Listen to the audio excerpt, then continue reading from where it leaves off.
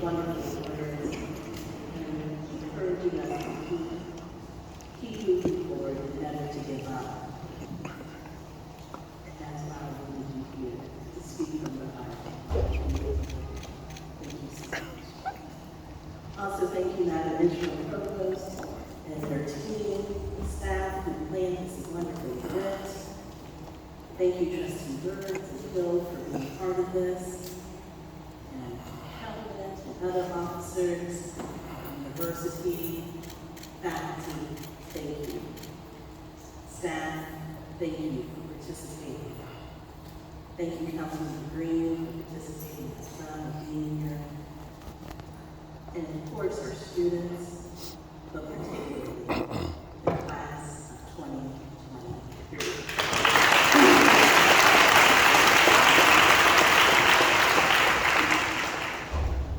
Founders Day, with the exception of commencement, in my opinion, is probably one of the most important events we have on campus.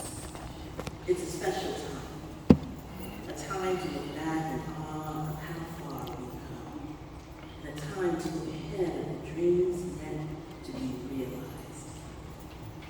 Today, I remind students that the buildings you live in, that you study, the classes that you take, places where you pray, are named for the founders. If you tell your story, you're telling the university story, our story. You also have to know their stories. You must commit to learning the history and the mission of Dillard University. You must learn the names of men and women who triumphed over adversity, weathered the storms, and built this great institution. With little more than determination, tenacity, and faith. I invite you to commit to Dillard today by reciting the mission with me. Dillard University is a historically Black institution. Repeat after me. Dillard University is a historically Black institution that cultivates leaders who live ethically. Cultivate leaders who live ethically. Think and communicate precisely.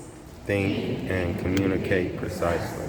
And act courageously to make our world a better place. And act courageously to make the world a better place. You are fortunate today to meet, to learn from one of our amazing leaders, Mr. C.J. Williams. You heard his story. Embrace it, reflect on it, and return to it for motivation and encouragement when you become discouraged or afraid, or even maybe begin to fail.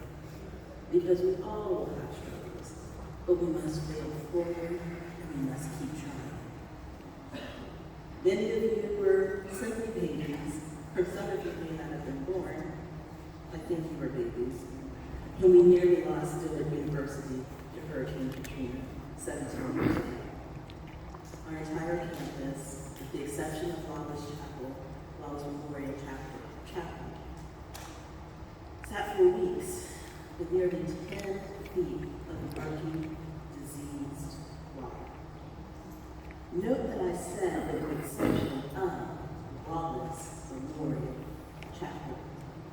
When I learned this, I truly believe that this chapel was left unscathed as a sign from the founders and from God that this campus would be rebuilt, bigger, stronger than before, just as it did when straight